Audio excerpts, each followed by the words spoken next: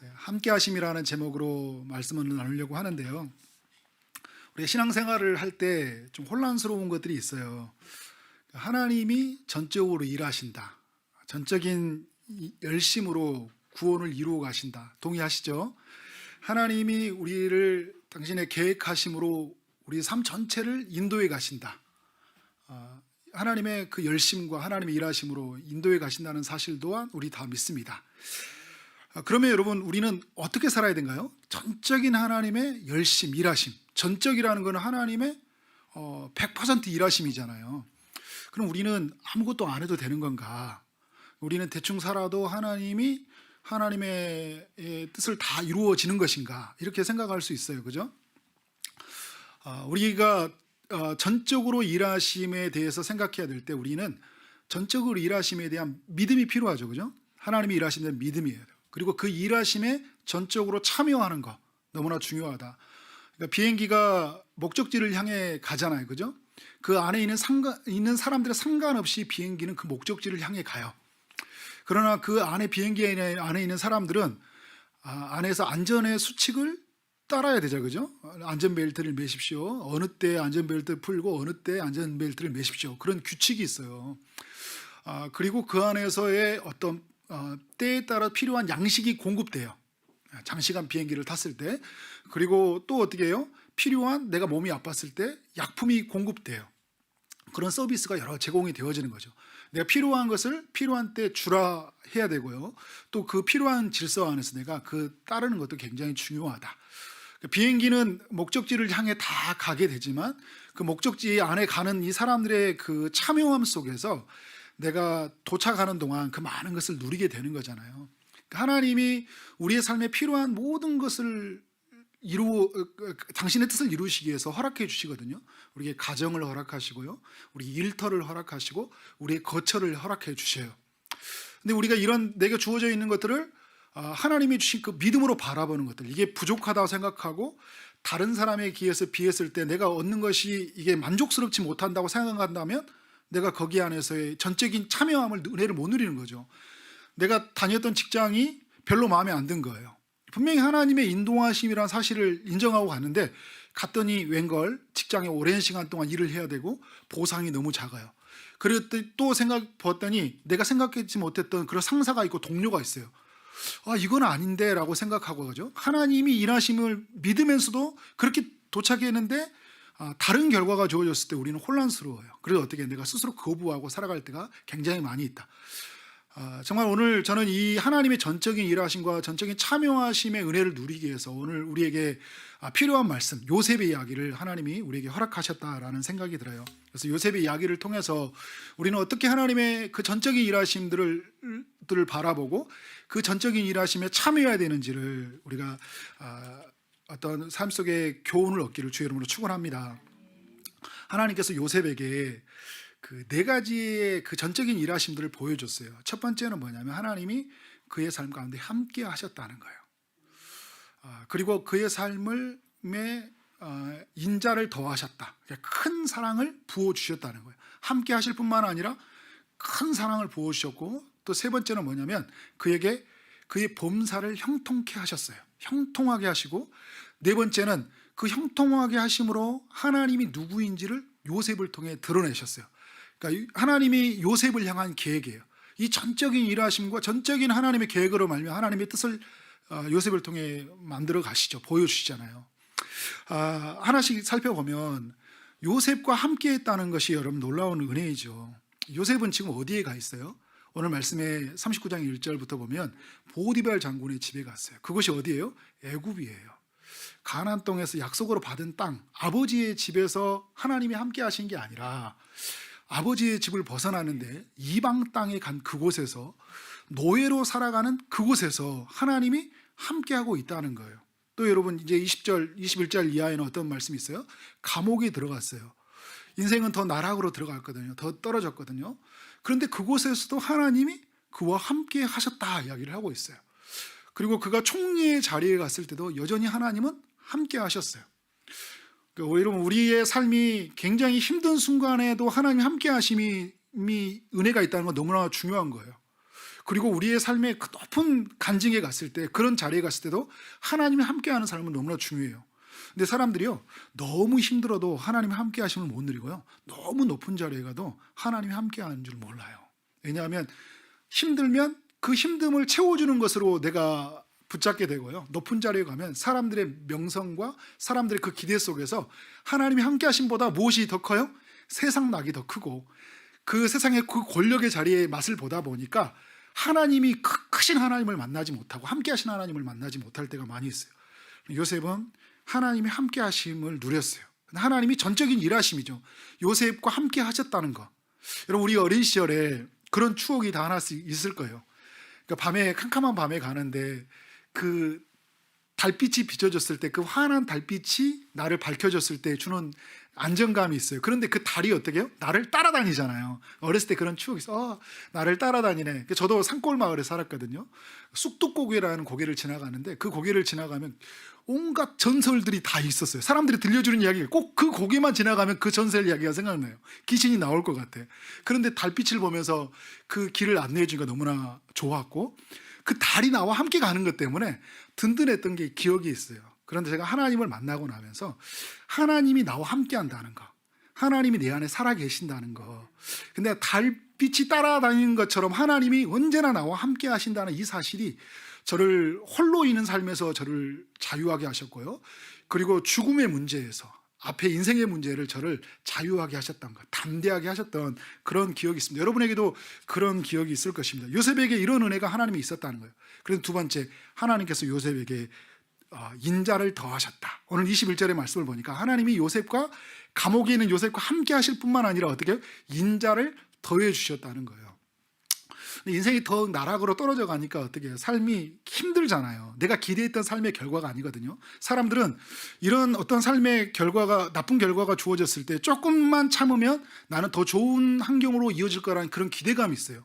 그런데 여러분, 어떤 일이 이루어졌어요? 가정총무가 되고 뭔가 이제 자신의 삶의 안위가 확보되고 이렇게 잘 나갈 줄 알았는데, 모함을 받아서, 유혹을 받아 자신의 어떤 그 순결을 유지하려고 하다가 정말 하나님 앞에 정직하게 살려고 했는데 더 감옥에 빠지는 결과가 찾아졌어요. 삶이 해석이 잘 안 되잖아요. 왜 내게 이런 일이 이루어졌을까? 형들에게 팔려온 것도 너무나 억울하고, 충성된 그 보디발 장군의 집에서 쫓겨날 뿐만 아니라 감옥에 들어간 것도 너무나 억울한 거예요.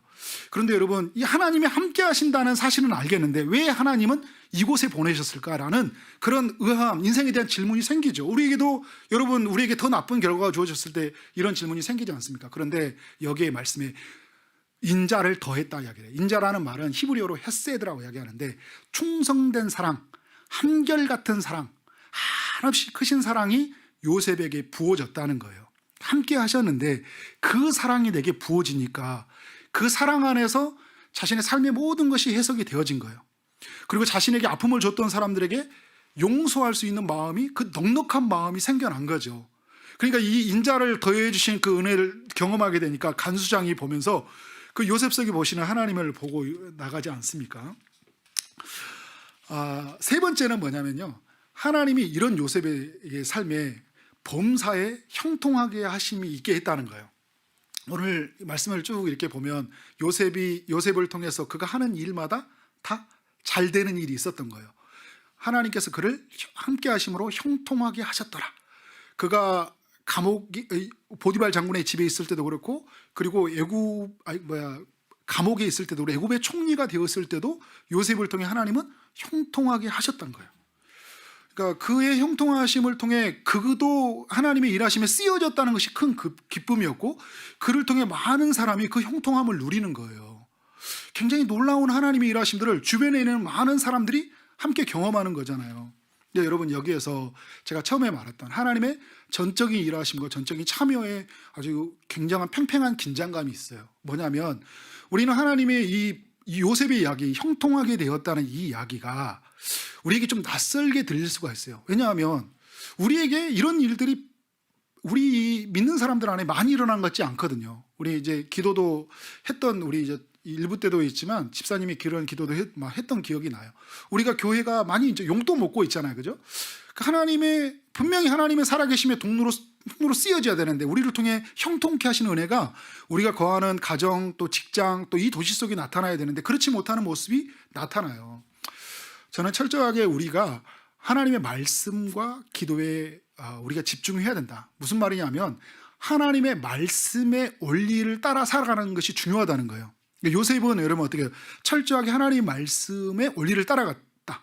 시편 105편 17절에 18절에 보면 뭐냐면 그가 감옥에 갇혔는데 그는 착고에 발이 메어졌고 몸에 쇠사슬이 메어졌다고. 그런데 그가 하나님의 말씀이 그를 단련했다 이야기해요. 하나님의 말씀이 그를 단련하면서 하나님의 큰 사랑을 누리게 된 거잖아요. 그리고 큰 사랑을 누리게 되면서 그 말씀을 떠올려서 내게 주시는 그 말씀의 그 은혜를 따라서 말씀의 원리를 가지고 인생의 모든 문제를 경영해 간 거죠. 다른 사람들은 힘의 방법으로 어떤 속임의 방법으로 다른 세상의 성공의 방식으로 자신의 일을 풀어가는데 요셉은 하나님의 말씀의 방식으로 정직하게 성실하게 하나님의 말씀의 원리를 따라 살아갔다. 이것이 분명히 손해인지를 알고 세상 사람들이 보면 바보 같은 짓인지 알고 있지만 그럼에도 불구하고 요셉은 어떻게 해요? 철저하게 하나님의 말씀의 편에 섰다는 거예요. 우리가 하나님의 사람들이 세상의 그런 문화와 세상의 질서와 굉장히 충돌할 때가 많이 있잖아요. 그럴 때마다 말씀으로 살아갈 때 굉장한 큰 어떤 두려움이 있어요. 이거는 누가 봐도 안 되는 거예요. 내가 솔직하게 말하면 정직하게 일들을 행했을 때 손해가 많이 크거든요. 영화 그 기독교 영화에 보면 소명 콜링이라는 영화가 있어요. 자동차 그 중고 딜러를 하는 사람인데 하나님의 부르심, 하나님의 콜링이 뭐냐라는 질문을 가지고 만든 영화예요. 근데 다른 직원들은 굉장히 잘 돼요. 자동차를 잘 팔아요. 이 친구는 자동차를 잘 못 팔아요. 한 달에 한 2달 정도 겨우겨우 삶을 연명해 가요. 왜냐하면 정직하게 하니까 사고가 났으면 사고가 났다고 하고 자동차의 상태를 정확하게 알려줘요. 손님에게. 그러다 보니까 이 손해를 많이 보게 되죠. 그리고 좀 더 부풀려서 많은 가격을 얻을 수 있는, 다른 사람은 1,000만 원짜리를 1,500만 원짜리로 팔아서 500만 원 좀 남기고 그러는데 자기는 겨우 자기의 생활비의 수입을 얻는 거예요. 그런데 또 어떤 사람을 만나면, 불쌍한 사람 만나면 자기가 오히려 돈을 내주면서 그 일을 처리하고 있으니까, 선교사로 온 자기 친구에게 그 자기가 돈을 지불해 가면서 자동차를 팔아주니까 어떻게 보면 굉장히 가난할 수 있잖아요. 그런데 나중에 어떤 일이 벌어져요? 그 몰래 카메라로 이루어지는 그 사람들이 정직한 그 기업인을 찾고 그런 중에 그 프로젝트에 그가 당첨이 돼요. 그래서 이제 자동차의 판매 배수가 굉장히 늘어나고 굉장히 부유해지는 그런 하나님의 부르심의 현장이 어디에 있는지를 알려주는 그런 이야기들인데, 그가 뭐 이렇게 해서 성공했다, 이렇게 부유했다, 이것에 제가 말하는 게 아니라 그가 철저하게 하나님의 말씀의 원리에 서 있었다. 내가 가난할지언정, 내가 이곳에 쫓겨날지언정, 내게 아무런 이득이 오지 않을지언정, 내가 어떤 손해가 올지라도 그걸 감수하고 말씀대로 살아가는 것, 그것이 형통하게 살아가는 삶의 중요한 원리라는 거예요. 근데 여러분 또 하나 볼까요? 내가 하나님이 우리에게 지혜를 주시고 우리에게, 하나님은 만물의 창조자이면서 우리를 만물을 공급해 주시는데 우리를 만물을 공급하실 때 우리로 삼아 주셔요. 그래서 하나님의 1차적인 손, 또 우리를 2차적인 손이라고 그래요. 두 개의 손을 이야기하거든요. 하나님은 1차적인 손이라고 그래요. 하나님의 손으로, 그의 손으로 모든 걸 지으시죠. 그죠? 그런데 그 모든 것을 통해서 하나님은 자신의 필요를 자신의 백성들에게, 온 인류에게 제공해 가시는데 누구를 통로로 삼아요? 2차적인 손, 우리를 하나님의 도구로 삼아 주신다는 거예요. 우리가 그런 면에서 우리가 하나님의 도구하심이 되었다는 이 사실 앞에 어떻게 하나님께 구하는 바가 돼야 된다. 철저하게 하나님의 그 신령한 것이, 그 뜻이 이 땅 가운데 이루어지도록 하나님의 그 온전한 뜻이 우리 가정과 우리의 직장과 우리 사회 속에, 이 도시 속에 임하도록 우리는 기도하는 게 굉장히 중요하다는 거예요. 제가 그래서 여러분 새벽에 기도에 나오지 않는 사람, 나오는 사람 이렇게 나누는 게 아니라 기도하는 사람, 기도하지 않은 사람으로 나누는 것을 제가 여러분에게 강조했잖아요. 제가 목회자로서 여러분이 저뿐만 아니라 우리 모두가 정말 하나님 앞에 기도를 쉬는 것은 우리가 옳지 않다. 그죠? 우리는 삶의 모든 순간에서 하나님 앞에 우리가 부르짖음으로 구하고 찾고 두드리며 하나님의 것이 우리의 것이 되는 느낌, 누리는 그 기쁨들. 그래서 하나님은 끊임없이 자신을 찾게 하심으로 하나님의 것을 누리게 하셨거든요. 그래서 여러분 매 순간 우리는 기도의 자리가 돼야 돼요. 매 순간 우리의 삶에 기도의 공간이 있어야 돼요. 그리고 우리는 그 철저한 기도의 자리에 말씀에 붙들림 받아야 말씀에 씨름하는 삶의 현장이 있어야 된다. 그럴 때 하나님의 형통하심이 무엇인지. 그런데 여러분 잘못 가면 이게 또 공로가 되어서 내가 말씀을 많이 읽었기 때문에 기도의 시간이 많이 쌓아졌기 때문에 이런 측면이 아니에요. 팽팽한 긴장감이 있어요. 하나님의 일하심과 하나님의 참여하심이라는 것은. 그러나 우리가 하나님 앞에 그 깊은 말씀 속에서 우리 자신을 발견하고 그 뜻을 발견하고 하나님의 기도 가운데 하나님을 깊이 만났을 때 어떤 고백이 생겨나냐면 다 안 이뤄도 괜찮다, 아무것도 없어도 괜찮다라는 자기 비움, 그러나 하나님이 일하신다는 분명한 확신으로 세워지는 시간이에요. 그렇기 때문에 여러분 우리의 삶에 기도는 너무나 중요해요. 바로 말씀과 기도는 형통과 연결돼요. 성경 전체도 여러분 그래서 말씀과 그 형통의 자리에 말씀과 기도가 같이 함께 연결되어 있다는 것. 그 하나님의 언약 안에 있는 이 모든 백성들이 이런 형통들을 누린다니까요.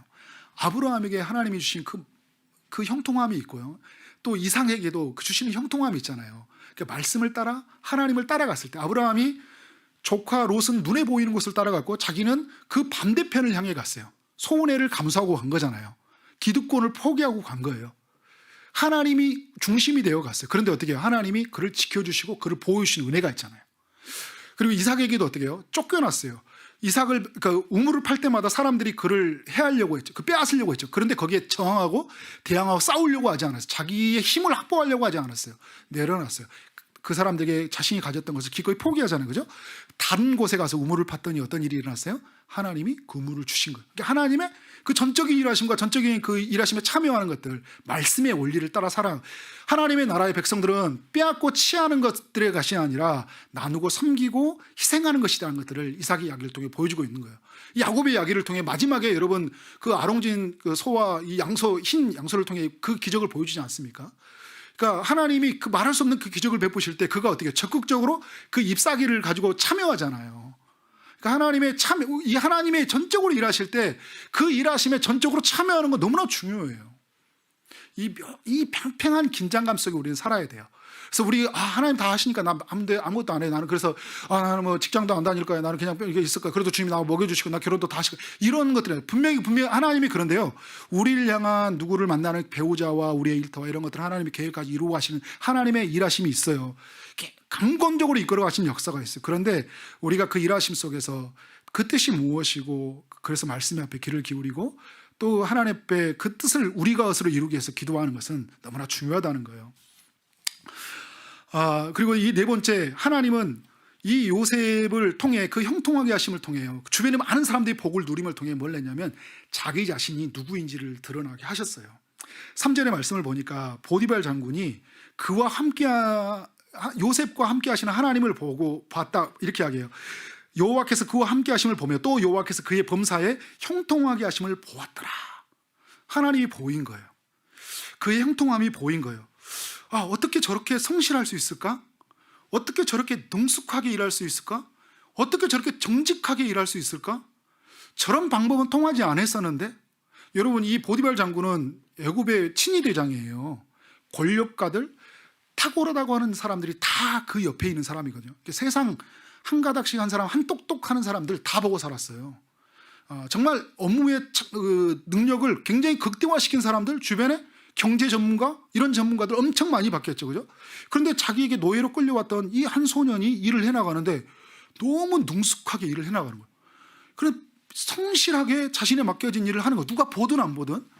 그런데 그 정직하게 어떤 순간에서도 정말 속이지 아니하고 해나가는데 그런데 일에 능률이 생겨나는 거예요. 무슨 힘이지? 이 친구에게는 주변에 사람도 없고 가지고 있는 기반도 없고 아무것도 없는데 이 친구에게 일어난 일이 무엇일까? 어떤 걸 보게 되는 거예요? 저 친구가 고백하는 하나님, 저 친구가 기도하는 하나님, 저 친구가 삶 속에서 노래하던 하나님, 그 하나님이 보이는 거잖아요. 그 친구가 다니고 있던 성경책, 식사 때마다 하는 그 기도들, 그리고 정직하게 매 순간마다 일을 늦게까지 하고 일찍 출근해서 일들을 감당하는 그 모든 속에서 세상의 모든 사람들이 어떻게 되는 거예요? 하나님을 본 거예요. 아침마다 일찍 일어나서 주변에 있는 것들을 청소하고 만나는 사람 인사하고 이런 모든 과정을 통해 그 사람을 움직이는 하나님을 보게 되듯이 요셉을 통해 하나님을 보게 된 것이죠. 그리고 오늘 간수장에도 어떻게 21절의 이야기 보니까 요셉과 함께 하시고 그 인자를 더하셨는데 간수장에게 은혜를 받게 하셨다 이야기를 하고 있어요. 은혜를 받게 하셨다는 것은 요셉 속에 하나님이 누구인지가 분명하게 드러나게 하셨다는 거예요. 그 은혜가 요셉을 통해 흘러오게 한 거예요. 요셉을 다르게 보기 시작한 거예요. 간수장인데 제수 중에 한 사람이 아니라 제수들을 관리할 수 있는 사람으로 보게 되는 거잖아요. 제수인데 특별한 은혜를 입은 제수가 된 거예요. 이게 전적인 하나님을 보여주시는 통로다. 근데 요셉은 어떻게 해요? 나중에 애굽의 총리가 되었을 때도 그가 꿈을 푸는 지혜, 그리고 총리가 되어서 모든 풀어가는 방식도 철저하게 하나님이 누구인지를 드러내셨어요. 7년의 풍년으로 7년의 흉년을 대비하고 조직을 세팅하고, 그리고 이 가난한 사람들이 없는 세상을 만들어주고, 그죠? 적당한 분배가 이루어지고 수익이 이루어지는 구조로 만들어주고, 모든 조직의 시스템이 힘의 어떤 한쪽에 지배되지 아니하는 굉장히 그 합리적인 나라들, 그런 나라들을 만들어내는 거잖아요. 어디에서 그런 지혜를 만들어낸 거예요? 이건 하나님의 특별한 은혜와 특별한 은총이었다. 하나님의 백성들에게 하시는 놀라운 일이었던 거죠. 오늘 저는 이제 이 하나님이 함께 하시고, 하나님이 그에게 인자의 큰 사랑을 베푸시고 그를 형통하게 하시고 하나님 그를 드러내신 그 전적인 일하심의 그 현장에 놀랐던 이야기를 한편에 나눴다면, 또 하나 여러분에게 나누고 싶은 건 뭐냐면, 요셉이 이 하나님의 전적인 일하심에 적극적으로, 매우 적극적으로, 매우 전적으로 참여했다는 거예요. 그러니까 이 요셉은요, 하나님이 첫 번째는 함께 하심을 믿고 자기 자신의 그 자리에서 최선을 다하며 섬겼어요. 묵묵하게. 요셉은 어떤 일을 했을까요, 여러분? 허드렛 일을 했겠죠. 처음에 그가 이 아버지의 사랑받는 삶에서 노예로 팔려갔을 때 그의 삶은 허드렛 일을 했을 거예요. 집안의 허드렛 일, 또 농사 일을 했겠죠, 그죠? 농사 일을 하면서 굉장히 많이 몸이 고됐을 거예요. 그리고 노예로 살아갔기 때문에 자유가 억압됐을 것이고요. 잠자는 것도 굉장히 불편했을 거예요. 그러니까 아버지 채색 옷을 입고 살던 삶에서 굉장히 불편한 삶으로 간 거잖아요. 그런데 여러분, 이 요셉이 불평했다, 원망했다는 그런 이야기는 없어요. 그러니까 자기에게 주어진 일을, 현실을 받아들이고 최선을 다하는 요셉의 이야기, 하나님과 함께 하심을 보고 함께 하심을 믿고 최선을 다했던 요셉의 이야기를 볼 수 있습니다. 사람들은요, 이런 이야기를 해요. 굉장히 어려운 시대를 우리가 지금 살고 있잖아요. 집값이 많이 올라가지고요, 집 한 채 구하는 것도 굉장히 어렵습니다. 가난한 사람은요, 도시 속에서 자꾸 도시로 벗어나야 돼요. 그리고 이 직장도 이제 고용의 기회를 많이 잃다 보니까 지금 다니는 직장도 정말 언제 이 직장이 끝날지 모르고, 또 그 직장을 그만둔 사람 새로운 직장을 구하기가 굉장히 많이 어렵습니다. 그런데 여러분, 우리가 생각해 보면, 다르게 생각해 보면, 우리가 살 곳이 없나요? 이 세상을 열어보면 살 곳은 많이 있어요. 직장이 없을까요? 들어갈 직장은 많이 있어요. 그래서 제가 어떤 분들하고 이야기해 보면, 목사님 우리 직원 좀 구해주세요, 이렇게 이야기를 하세요. 그런데 이런 직원을 구하려고는 이 직장에 오지 않으려고 한다는 거예요. 왜? 이 일이 힘드니까, 이 일의 급여가 작으니까, 이 시작이 어떻게 해요? 너무 미약하니까, 그런 내가 생각했던 내 시간을 확보해주고 내가 좀 편리해지고 나에게 좋은 보상을 이루어진 게, 여러분 그게 다 이루어져야 되잖아요. 그리고 내 성공이 보장된 곳을, 그죠? 내 미래가 보장된 그런 직장을 원하는 거잖아요. 여러 가지 측면을 구하다 보니까, 여러분 이런 걸 구하지 말라는 게 아니에요. 이런 걸 기도하지 말라는 이야기가 아니거든요. 근데 이것으로 살아가는 삶이 아니라는 거예요, 하나님의 백성들은. 왜냐하면 우리가 하나님이 허락하시는 일들 많이 있거든요. 이거보다 더 중요한 게 뭐냐면, 내가 어디에 있든 간에 무엇을 하든 간에 최선을 다해 살아가는 거. 그러니까 내가 그 요셉이 보디발 장군의 그 노예로 살아갔던 것과, 가정 총무가 됐고 간수장에서 감옥에서 일했고, 그 다음에 그 애굽의 총리가 되었던 이런 여러 가지 일들이 있었잖아요. 그죠? 요셉은 사실 이런 자리를 따라 살아가지 않았어요. 자신의 인생의 목표는 가정 총무가 아니었다니까요. 그리고 애굽의 총리가 아니었어요. 그는 자신의 삶에 묵묵하게 자신의 일을 감당하는 것이었고, 하나님의 함께 하심을 드러내는 것이 그의 인생의 목표였어요. 그러니까 자기에게 주어진 현실을 그대로 받아들이고, 그냥 어떤 자리에 있든 간에 그것이 하나님이 예비하는 자리인 줄 알고 내게 주어진 일을 성실하게 일들을 감당했다는 거예요. 그는 여러분 거하는 곳이 너무나 어떤 살기에 어려운 곳이잖아요. 그가 노예로 살아가는 집들, 그 감옥에 살았던 집, 더 자유가 억압된 곳, 그리고 총리가 살았던 더 부유한 곳, 이곳에 관심이 있지 않았어요. 그는 하나님을 모신 것, 내 주 그리스도를 모시는 것이 하나님의 나라로 여기고, 어디든지 그것을 기쁘게 여겼다는 거예요. 환경에 지배되지 않고 하나님의 말씀이 그를 지배했고 하나님의 자신이 경외하는 하나님 앞에 온전히 압도되어 살아갔던 모습을 우리에게 보여주고 있습니다. 많은 사람들은요, 이를 통해 자기 자신을 증명하려고 해요. 높은 자리에 가서 내가 누구인지를 보여주려고 해요.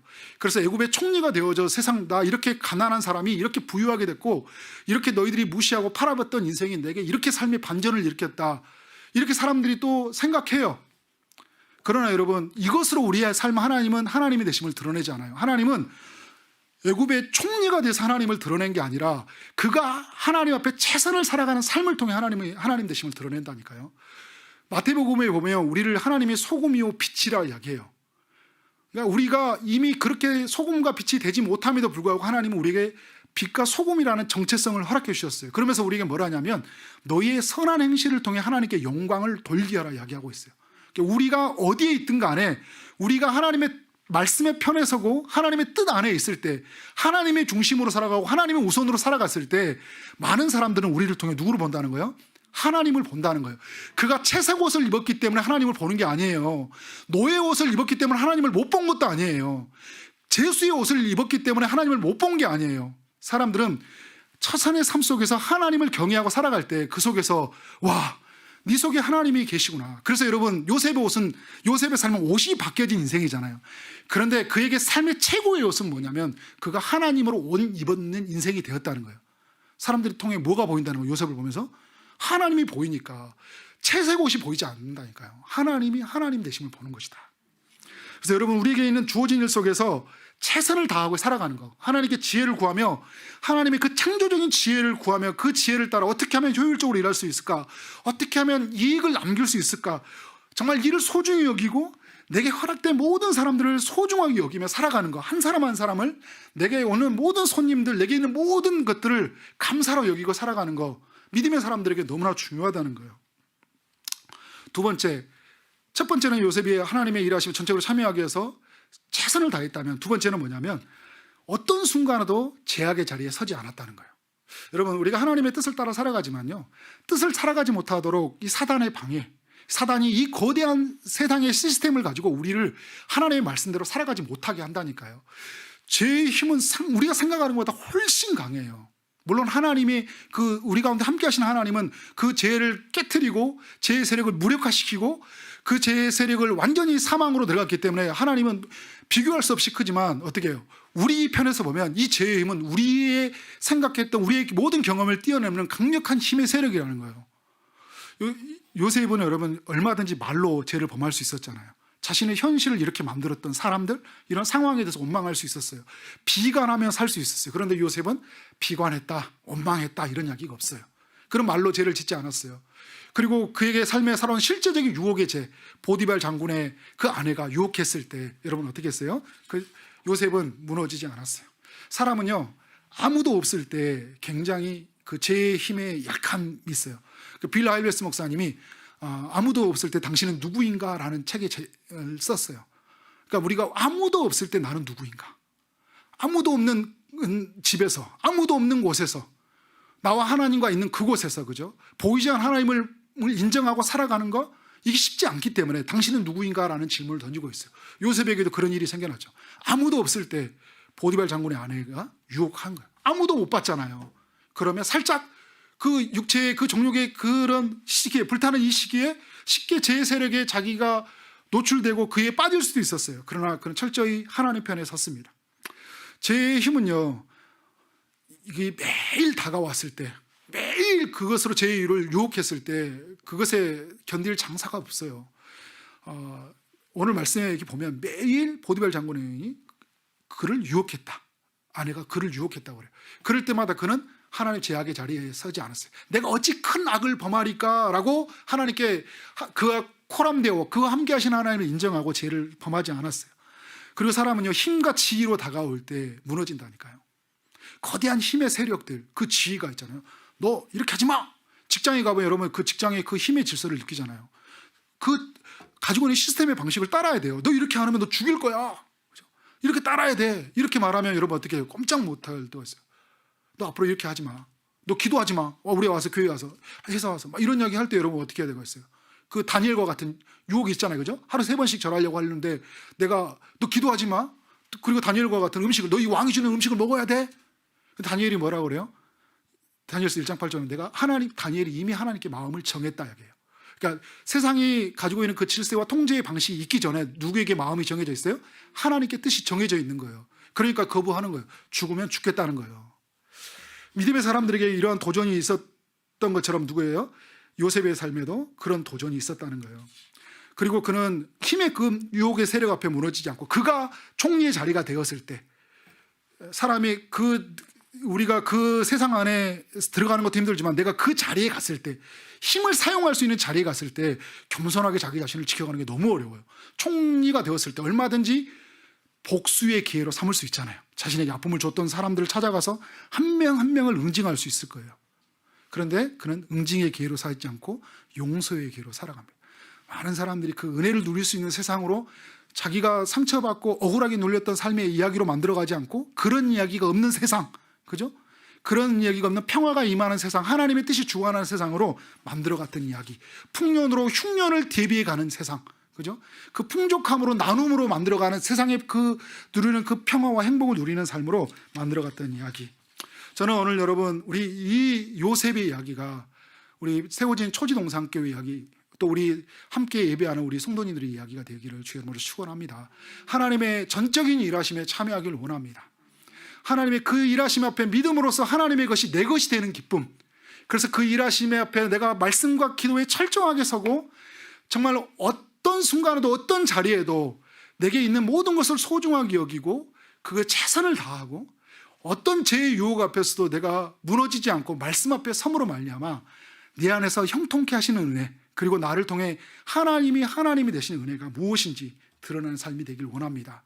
저는 말씀의 결론을 내리면서요, 제가 초지동산교회에 이제 목사로 부름 받으면서 먼저 제 자신에게 오늘 말씀 너무나 중요하다라는 생각이 들었어요. 초지는 푸른 초장과 같은 교회잖아요, 그죠? 그가 나를 실만한 물가로 인도하시도다. 이제 이 말씀도 적어놓은 것처럼 하나님이 우리를 실만한 물가로 인도해 가시는 그 전적인 인도하심이 있을 거예요. 그러나 초지는요, 또 다른 의미로 말한다면 처음 초와 뜻지자로 처음의 뜻을 지켜가는 교회. 그러니까 뭐예요? 초심을 잃지 않는 교회. 처음에 우리가 생각했던 오늘 이 말씀 속에 주셨던 말씀, 지난주에 주셨던 우리 은혜라고 주셨던 이 말씀을 계속적으로 붙잡고 살아야 되겠다.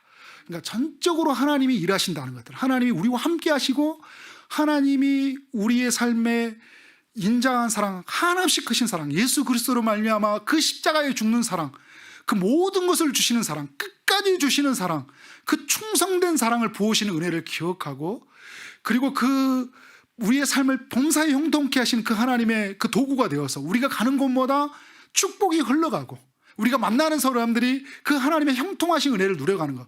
그래서 우리 때문에 이 초지동에 있는 우리 아파트 단지 내상가, 온곡동, 백운동, 선부동, 안산시가 복을 받았다, 이런 간증이 터져나오고, 그래서 하나님의 하나님 되심이 드러나길 원합니다. 저는 이 마음을 잃지 않으려고 이 목사로서 살아가는 저에게 동일하게 여러분에게도 동일한 고백이 있기를 원합니다. 철저하게 하나님의 부르심 앞에서 하나님의 함께 하심 앞에 이 감격을 누리시길 바랍니다. 세상 끝날까지 나와 함께 하시겠다는 하나님, 어떤 순간에도 우리의 삶과 함께 하시겠다는 하나님의 은혜를 누리시기 바랍니다. 우리를 잘해주시는 은혜, 우리를 내 영혼이 잘된 같이 내가 범사에 잘되고 내 영혼이 강건하기를 내가 축복하노라는 요한 3서 2장의 말씀처럼 하나님 우리에게 잘해주시는 은혜가 있잖아요. 근데 우리만 잘해준 게 아니라 우리를 통해 많은 사람들이 잘해주는 은혜가 여러분에게 있기를 원합니다. 그래서 여러분에게 있는 직장에 있는 사람들, 여러분의 만나는 가정에 있는 사람들, 이게 여러분에게 주어진 일 하나하나가 너무나 소중하고 가치 있는 일이에요. 우리가 초지동산교회에 있는 모든 일이 너무나 가치 있는 일이에요. 남들이 볼 때는 보잘것없는 일일 수 있어요. 남들이 볼 때는 너무 작고 초라한 곳에 살 수도 있어요. 그러나 내 주 예수 모신 것이 주의 나라이고 내 주의 뜻을 따라 살아가는 것이 그것이 바로 천국이기 때문에 그 은혜를 누리고 살아가는 우리 초지동산교회 여러분 모두가 되어지기를 주님으로 축원합니다.